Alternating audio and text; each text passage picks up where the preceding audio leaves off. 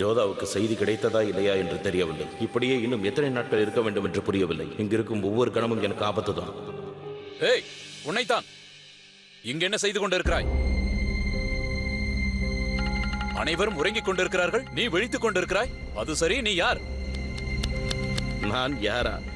ஏன் இந்த ஏழையை கேலி செய்கிறீர்கள் புசூர்? ஃபகீருக்கு என்ன அடையாளம் இருக்க போகிறது? இவ்வாறு என்னை பார்த்து கேட்டால் நான் என்ன பதில் கூறுவேன்? இந்த கோவிலில் தான் தினமும் எழுந்து கிடப்பேன். உண்ண 4 பருக்கைகள் கிடைக்கிறது. அப்படியே நாட்களும் ஓடுகின்றன. சரி சரி, இங்கே அங்கே என்று சுற்றி கொண்டிருக்காதே. இங்கே நிலைமை சரியில்லை. செல்லுங்கள், இங்கொன்றும் பிரச்சனை இல்லை.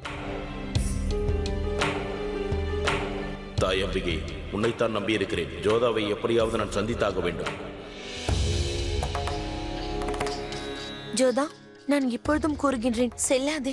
சேன்ஷாவிற்கு சந்தேகம் வந்துவிட்டால் பிறகு பெரிய பிரச்சனையாகிவிடும். இது உன் பிறந்த வீடல்ல, புகுந்த வீடு. புகுந்த வீட்டில் இவ்வாறு நடந்து கொள்ளக்கூடாது. மோதி, நான் முடிவெடுத்து விட்டேன். இனி பின் வாங்க மாட்டேன். சரி, பத்திரமாக சென்று வா. என்னை பற்றி கவலைப்படாதே. இங்கிருந்து அனைத்தையும் நீதான் பார்த்துக் கொள்ள வேண்டும். கொஞ்சம் நில்.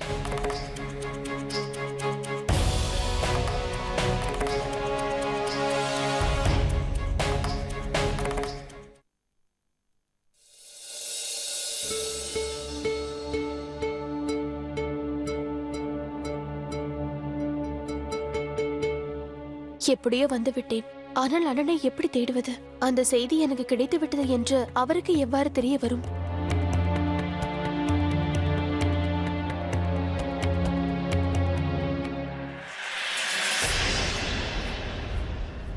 நான் தான் ஜோதா, சுஜாமல். அண்ணா, நாம் இங்கு பேசுவது நல்லதல்ல. யாராவது நம்மை பார்த்து விடலாம். ஆலயத்திற்கு பின் செல்லலாம்.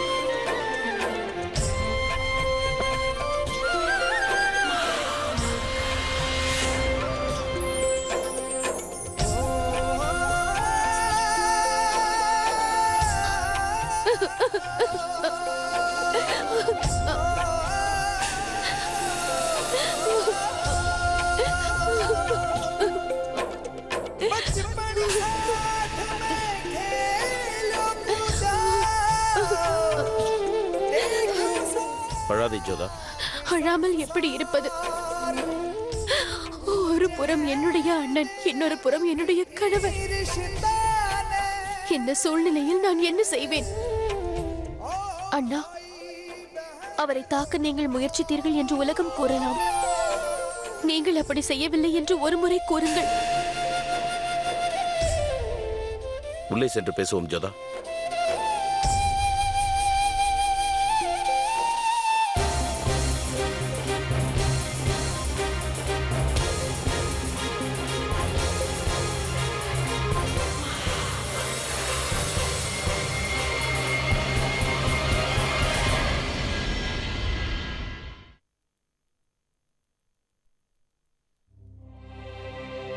அண்ணா, அனைவரும் கூறுவது உண்மையா?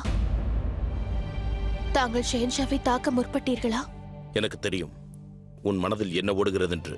அந்த சங்கடத்தை தீர்ப்பதற்காகத்தான் முன்னை வரவழைத்தேன். நான் ஷெஹன்ஷா மீது தாக்குதல் நடத்தவில்லை ஜோதா.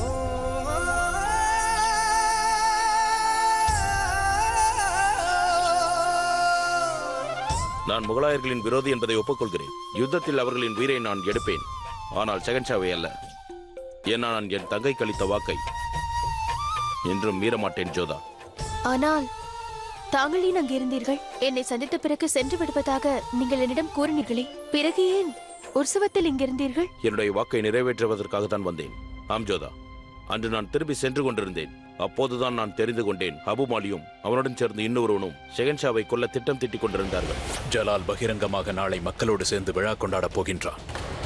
ஜலாலை கொல்வதற்கு இதைவிட நல்ல சந்தர்ப்பம் நமக்கு கிடைக்காது.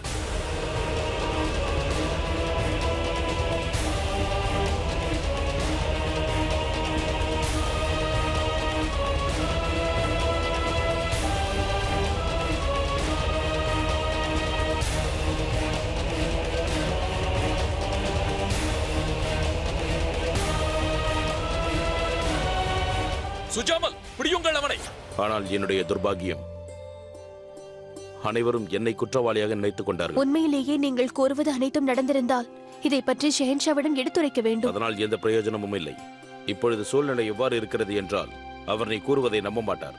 ஏனென்றால் அவரை பொறுத்தவரை நான் அவர்களின் உறவினர்களை கொன்ற ஒரு குற்றவாளியாவேன்.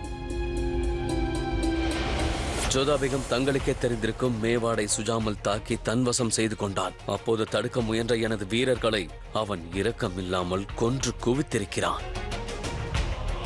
அதில் இருவர் என்னுடைய இளைய சகோதரர்கள். இங்கே பாருங்கள், பாதைகளை அழைத்தால் மட்டும் போதாது. அவன் இன்னமும் ஆக்ராவில் தான் இருக்கிறான் என்று எனக்கு தோன்றுகிறது. அதனால் தேடுதலை நீங்கள் தீவிரப்படுத்துங்கள். அது போக ஷெஹன்ஷா மட்டுமல்ல, அந்த ஷெரீஃபுதீன் அபு மாலி, ஏன் என்னுடைய சித்தப்பா பார்மல் அவர்களும் கூடத்தான் என்னை எதிரியாக பார்க்கிறார்கள். நானும் அவ்வாறுதான் பார்க்கிறேன். அதற்காக நான் பயந்து விட மாட்டேன். நான் ஒரு ராஜபுத்திரன் ஜோதா. யுத்தத்தில் வீரமரணம் அடைவதை நமது குலத்தினர் பெருமையாக நினைப்பார்கள். அதோடு உனக்கு வாக்களித்துள்ளேன். உன்னுடைய மஞ்சள் குங்குமத்தை என்றும் காப்பேன். அதற்கு என்னுடைய உயிரையும் நான் இழக்க துணிவேன். நான் உன்னை எதற்காக அழைத்தேன் என்றால், ஷெஹன்ஷாவின் எதிரி அரண்மனையை சார்ந்தவன் தான். நீதான் அவனை கண்டுபிடிக்க வேண்டும். அவன் யாராக இருக்க முடியும்? அது எனக்கு தெரியாது. நீ எனக்கு ஒரு வாக்களிக்க வேண்டும். என்னை சந்திக்க வந்ததை நீ என்றும் ஷெஹன்ஷாவிடம் கூறக்கூடாது. என் மீது சத்தியம். வாக்களி ஜோதா, வாக்களி.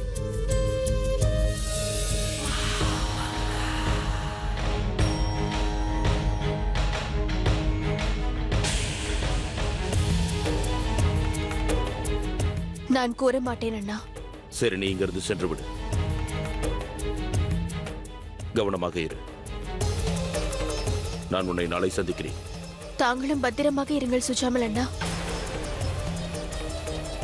தங்கள் மேல் சுமத்தப்பட்ட பழியை போக்குவதற்கு என்னாலான முயற்சியை நான் செய்வேன்.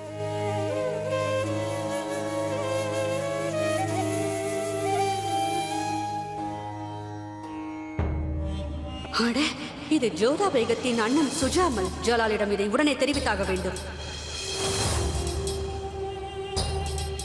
கூடாது. என்ன செய்ய போகிறாய்? வந்தவன் சுஜாமல் என்று ஷெஹன்ஷாவிடம் தெரிவித்தால் சிறிய தீதான் ஏற்படும். அதையே நான் சரியாக பயன்படுத்தினால் காட்டு தீயாக மாறும். அந்த தீயில் சுஜாமல் மட்டுமல்ல, ஜோதாவும் எரிந்து சாம்பலாவாள். ஜோதா, நீ இப்பொழுது ஷெஹன்ஷாவிடம் பேசவிருக்கின்றாயா?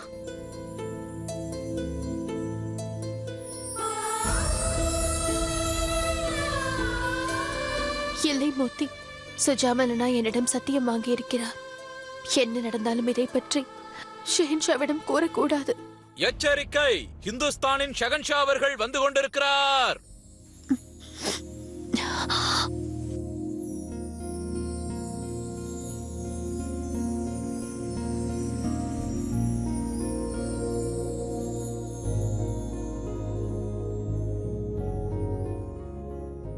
இன்று தங்களுடைய முகம் தங்கம் போல் மின்னுகிறது. மிகவும் மகிழ்ச்சியாக இருக்கிறீர்கள். எல்லாம் தங்களுடைய கிருபைதான் ஷெஹன்ஷா. வாருங்கள், அமருங்கள்.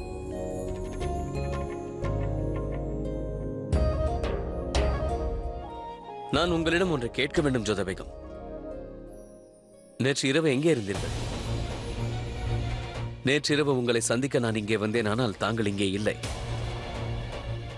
எங்கே சென்றீர்கள் ஜோதா பேகம்? நான் மாளிகையில் இல்லை. நம் அனைவரின் நலனுக்காக அம்பிகை தாயிடம் வேண்டிக் கொள்ள கோவிலுக்கு சென்றிருந்தேன். அந்த நேரத்தில? ஆம், காலையில் செல்ல முடியவில்லை. என் மனம் சங்கடமாக இருந்தது. அதனால் இரவு சென்று வந்தேன் ஷெஹன்ஷா. சரி, போகட்டும். அந்த புறத்தை பார்த்துக் கொள்வது சுலபமான காரியம் அல்ல என்று நான் முன்பே கூறியிருந்தேன் அல்லவா? தாங்களும் மிகவும் இலகிய மனம் படைத்தவர். சில நேரங்களில் அப்படிப்பட்ட மனிதர்களை ஆண்டவன் மிகவும் சோதித்து விடுவான் என்பதை நினைவில் வைத்துக் கொள்ளுங்கள் ஜோதா பேகம். எனக்கு ஓய்வே இருக்காது என்று கூறினீர்கள் அல்லவா? ஆனால் இன்று பாருங்கள், உங்களுக்காக நேரம் ஒதுக்கி இருக்கிறேன். தங்களோடு சற்று நேரம் கழிக்கவே இங்கு வந்தேன். மன்னித்து விடுங்கள் ஷெஹன்ஷா. நேற்று இரவு எனக்கு சரியாக தூக்கம் வரவில்லை. சோர்வாகவும் உள்ளது. அதனால் இன்று என்னால் உங்களோடு விளையாட முடியாது. ஒன்றும் பிரச்சனை இல்லை. நீங்கள் ஓய்வு எடுத்துக் கொள்ளுங்கள். நாம் பிறகு பார்க்கலாம்.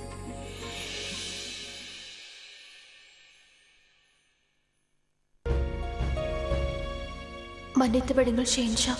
நான் ஒரு சூழ்நிலை கைதி. என்னால் இப்பொழுது எதையும் உங்களிடம் சொல்ல முடியாது.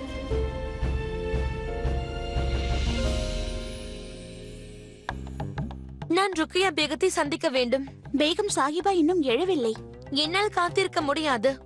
இங்கே பார், நான் ஒரு முக்கியமான விஷயத்திற்காக சந்திக்க வேண்டும். அது மட்டுமின்றி நான் மகா மந்திரி மகா மங்காவின் மருமகள். ருக்கியா பேகமும் என்னுடைய நெருங்கிய தோழி ஆவார். என்னை சந்தித்தால் அவர் மகிழ்ச்சி அடைவார். போ, அவரிடம் கூறு. சரி, நான் உங்களை தடுக்கவில்லை. ஆனால் ஞாபகம் வைத்துக் கொள்ளுங்கள், தாங்களாகவே தான் உள்ளே செல்கிறீர்கள். சரி.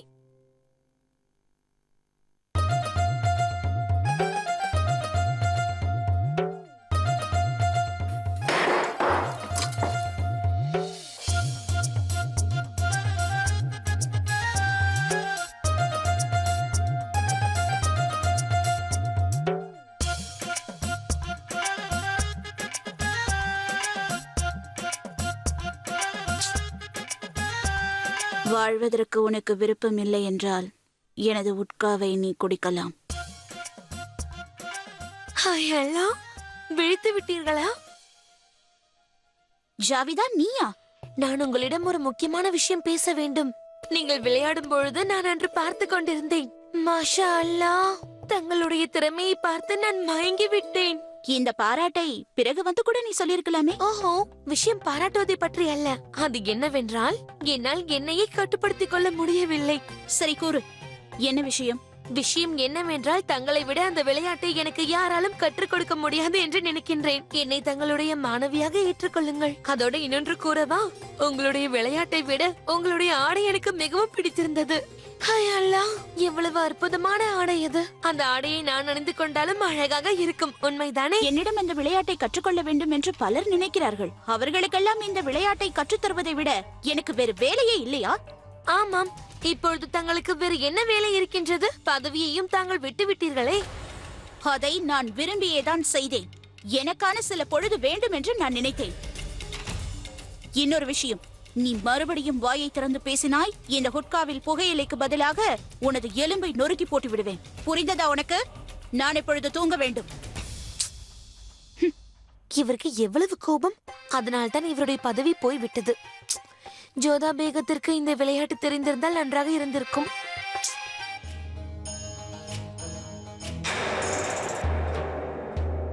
ஆதாப் ஷெஹன்ஷா.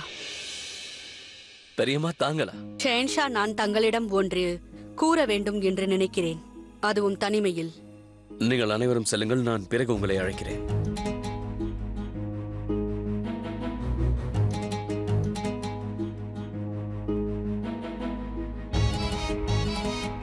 என்னவாயிற்று பெரியம்மா? ஏன் கவலையாக இருக்கிறீர்கள்? நீ கூறியது முற்றிலும் உண்மை. நான் கவலையாக தான் இருக்கிறேன்.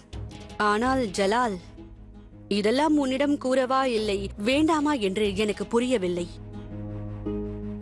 என் மனமோ இதை சொல்ல வேண்டாம் என்று தடுக்கிறது. ஏனென்றால் நான் இதை கூறினால் நான் என் எல்லையை தாண்டி விட்டதாக நினைப்பாய். ஆனால் ராஜ்யத்தின் மகா மந்திரியாகவும் உன் பெரியம்மாவாகவும் எனக்கு என்ன தோன்றுகிறது என்றால், நான் உனக்கு இந்த விவரத்தை கூறாமல் மறைத்தால் அது சரியாக இருக்காது. அப்படி என்ன விஷயம்? தயங்காமல் கூறுங்கள். ஜலால், நீயும் பேகம் ஜோதாவும் அன்பால் நெருங்கிக் கொண்டிருக்கிறீர்கள் என்று எனக்கு தெரிகிறது. நான் இதை நினைத்து மனதார மகிழ்ச்சி அடைகிறேன். இந்த உலகத்தில் உன் மனதை காயப்படுத்துவதில் நானே இறுதியானவளாக இருக்க வேண்டும். நீ வருந்துவதை நான் விரும்பவில்லை. முதலில் அந்த விஷயம் என்னவென்பதை கூறுங்கள் பெரியம்மா. அதை கூறுவதற்கு எனக்கு வார்த்தைகள் வரவில்லை. என்னவென்றால், ஜலால், நீ இதை அறிவாயா? நேற்று இரவு ஜோதா தனியாக மாளிகையை விட்டு வெளியே சென்றாள் என்று. ஆம், எனக்கு அது விஷயம் தெரியும். நேற்று இரவு அவர் கோவிலுக்கு சென்று வந்ததாக என்னிடம் தானே கூறினார். அவ்வாறென்றால் கோவிலுக்கு சென்ற காரணத்தையும் கூறியிருப்பார். ஆம், அவர் கூறினார். நேற்று அவர் மனம் மிகவும் குழப்பத்தில் இருந்ததால் அவர் கோவிலுக்கு சென்றதாக என்னிடம் கூறினார். பேச்சு கோவிலுக்கு சென்றதை பற்றி அல்ல, தனியாக சென்றதை பற்றி. பேகம் ஜோதா இவ்வாறு தனியாக சென்றிருக்க கூடாது. நம் ராஜ்யத்தில் பிரச்சனைகள் நாலாபுறமும் தலைவிரித்தாடும். இப்படிப்பட்ட ஒரு நிலையில் பேகம் ஜோதாவின் நடத்தையில் எனக்கு எந்தவித சந்தேகமும் இல்லை. தயை கூர்ந்து என்னை நம்பு. ஜோதா பேகமின் உயிருக்கு எந்த ஆபத்தும் வரக்கூடாது என்ற ஒரே நல்ல எண்ணத்தில் அவரை பின்தொடர்ந்து நானும் கோவிலுக்கு செல்ல வேண்டியதாயிற்று. ஜலால் பேகம் ஜோதா கோயிலில் யாரோ ஒரு அந்நியனை சந்திக்க சென்றார்.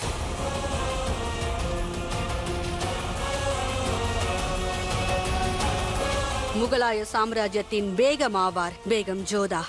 அவர் யாரை வேண்டுமானாலும் எப்போது வேண்டுமானாலும் சந்திக்கலாம். அதில் எந்த தவறும் இல்லை. நான் அவர் குணத்தை பற்றி சந்தேகிக்கவில்லை. அவர் ஒரு நல்ல பெண்மணி, நான் அதை அறிவேன். ஆனால் உன்னிடம் ஒன்றை தெரிந்து கொள்ள விரும்புகிறேன். ஜோதா பேகம் உன்னிடம் கூறிவிட்டுத்தான் சென்றாரா? அவர் கோவிலில் யாரோ ஒரு ஆண்மகனை சந்திக்கப் போகிறேன் என்று?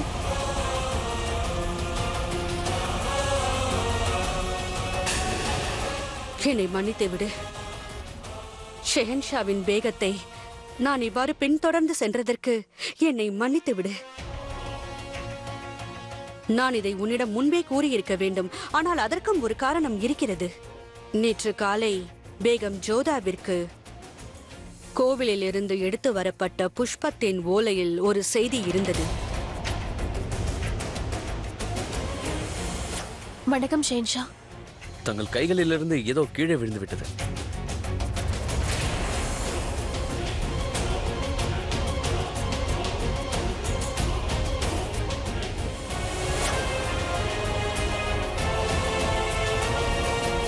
அதில் என்ன எழுதியிருந்தது என்றால், பேகம் ஜோதா, நீ என்னை சந்திக்க வர வேண்டும். ஆமீரில் நாம் கழித்த பொழுதுக்காகவாவது நீ வந்து என்னை சந்திக்க வேண்டும். அப்படி என்று அந்த இலையில் எழுதப்பட்டிருந்தது. நான் உன் பெரியம்மா என்பதை ஒப்புக்கொள்கிறேன் ஜலால். நீ என்னுடைய மகனை போன்றவன். ஒரு மகனுடன் இவ்வாறெல்லாம், அதுவும் அவன் மனைவியை பற்றி பேசுவது என்பது. ஆனால் நான் உன் பெரியம்மா மட்டுமல்ல, இந்த நாட்டின் மகா மந்திரியும் கூட. அவ்வாறு இருப்பதால் நான் இந்த விஷயத்தை உன்னிடம் மறைக்க கூடாது.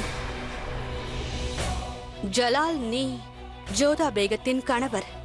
உனக்கு இந்த விஷயம் தெரிந்தே ஆக வேண்டும். அதாவது பேகம் ஜோதா உனக்கு தெரியாமல் ஒருவரை சந்திக்க செல்கிறார்.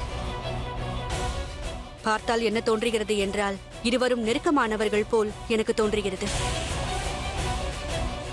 நான் உன்னை சங்கடப்படுத்தி இருந்தால் என்னை மன்னித்து விடு. வந்த வேலை முடிந்துவிட்டது என்று நினைக்கிறேன். இனி களை கட்டப் போகிறது. ஜலால் உன் மீது வைத்த நம்பிக்கையை தானே பார்த்தாய் ஜோதா? சந்தேகத்தை பார்க்கவில்லையே. மிக்க நன்றி பெரியம்மா. ஜலால், நான் உன்னிடம் ஒரு விண்ணப்பத்தை வைக்கிறேன். இது ஒரு நாசுக்கான விவகாரம். ஒரு பெண்ணின் கற்பின் மீது கேள்வி எழுப்பி விடலாம். ஆகையால் இந்த பேச்சு நம் இருவருக்குள் மட்டும் இருந்தால் நல்லது என்று நான் நினைக்கிறேன். பெரியம்மா, நீங்கள் கவலைப்படாதீர்கள். எனக்கு விடை கொடு ஜலால். குதாஃபிஸ்.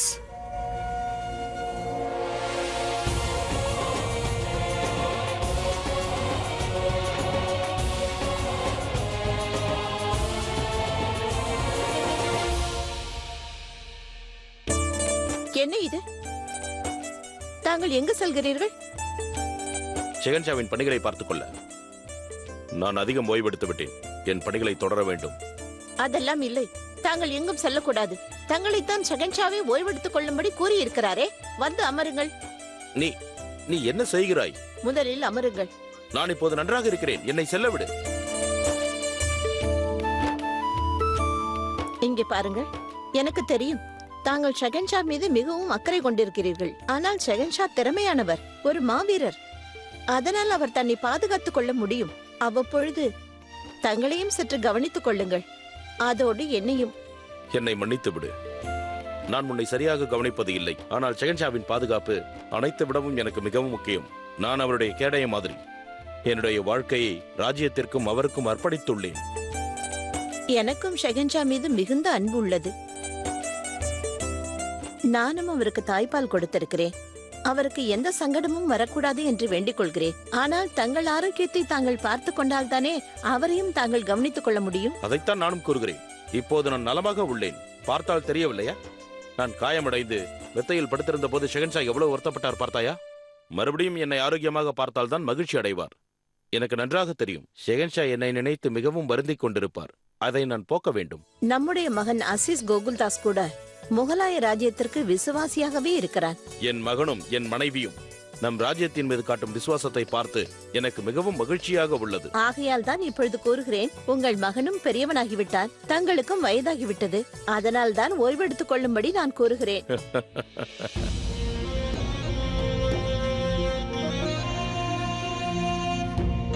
என் மனம் சங்கடமாக இருந்தது. அதான் தாய் அம்பிகை கோவிலுக்கு சென்றிருந்தேன். அந்த நேரத்திலா? ஆம், காலையில் செல்ல முடியவில்லை. அதனால் தான் இரவு கோவிலுக்கு சென்றுவிட்டு வந்தேன். ஜலால் பேகம் ஜோதா கோவிலில் வேறொரு ஆண்மகனை சந்திக்க சென்றார். அவர்களை பார்க்கையில் ஒருவருக்கொருவர் நெருக்கமானவர் என்று எனக்கு தோன்றியது. ஜோதா பேகம் சந்தித்ததற்கு நிச்சயம் வேறு காரணம் ஏதாவது இருக்க வேண்டும். அவர் நிச்சயமாக தவறு செய்திருக்க மாட்டார். நேரம் வரும்பொழுது நிச்சயம் அவரை என்னிடம் அதை பற்றி கூறுவார். ஆனால் 4 புறமும் எதிரிகள் சூழ்ந்திருக்கும் பொழுது இவர் இவ்வாறு செல்வது சரியல்ல. அதனால் பாதுகாப்பை தீவிரப்படுத்த வேண்டும். அதற்கு ஜோதா பேகம் சம்மதிக்காவிட்டாலும் சரி.